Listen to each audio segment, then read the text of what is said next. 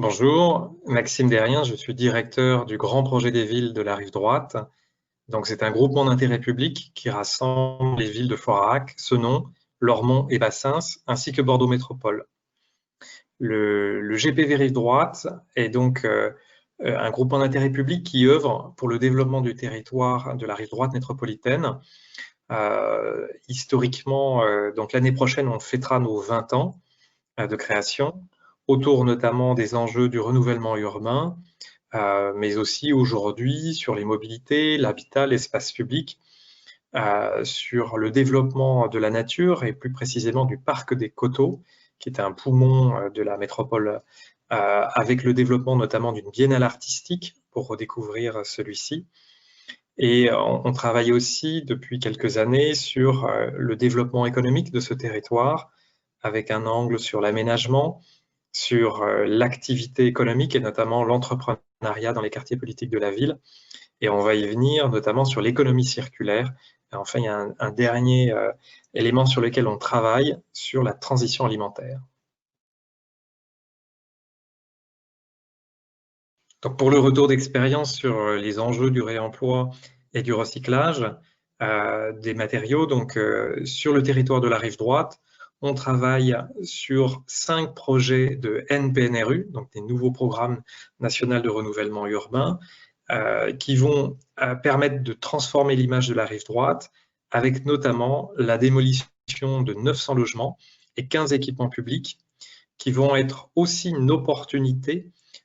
pour accélérer justement cet enjeu sur le territoire, avec la production théoriquement de déchets, mais qui pourraient être du coup des ressources pour notamment les futures constructions et tendre vers une rive droite à énergie positive et bas carbone. Donc,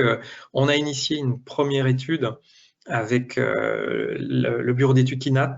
pour vraiment identifier quels sont les acteurs du territoire, que ce soit les acteurs publics comme Bordeaux Métropole, ainsi que les villes sur la question des équipements, et aussi avec les bailleurs sociaux, qui sont les acteurs donc, des démolitions des 900 logements à venir. On s'est rendu compte qu'il y avait un enjeu réel de sensibilisation de ces acteurs, qu'ils soient maîtres d'ouvrage, mais aussi maîtres d'œuvre. Et c'est en ce sens qu'on a travaillé sur un premier retour sur expérience, sur ces notions de CCTP, de cahier des charges, qui permettent de donner des orientations aux maîtres d'œuvre et aux entreprises de démolition pour orienter sur ces enjeux de réemploi et de recyclage. Donc, en particulier, on a travaillé avec Bordeaux Métropole sur une école qui va être dans un premier temps démolie, puis reconstruite. Et dans le cas de la démolition, on a pu, à travers le CCTP, mettre un peu en challenge les différentes équipes de démolition, et notamment à pousser les curseurs par rapport à l'obligation de réutilisation des matériaux de 70% à 90%, notamment pour les matériaux qui ne sont pas dangereux. Et du coup, dans les critères quelque part de choix de ces différents répondants, qu'au-delà des questions classiques de finance, de planning, il puisse y avoir des éléments de traçabilité des matériaux pour qu'il y ait une vraie prise en compte de la séparation de ces matériaux avant démolition.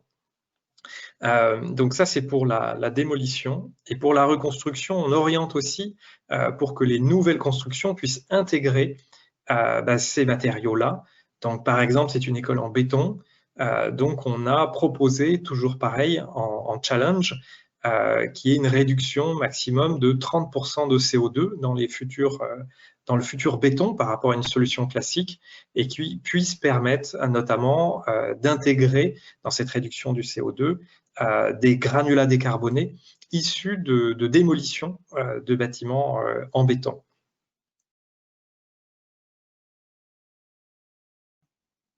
Donc, pour réussir et répondre aux enjeux de ce projet, nous avons identifié que ce sont des sujets qui sont relativement nouveaux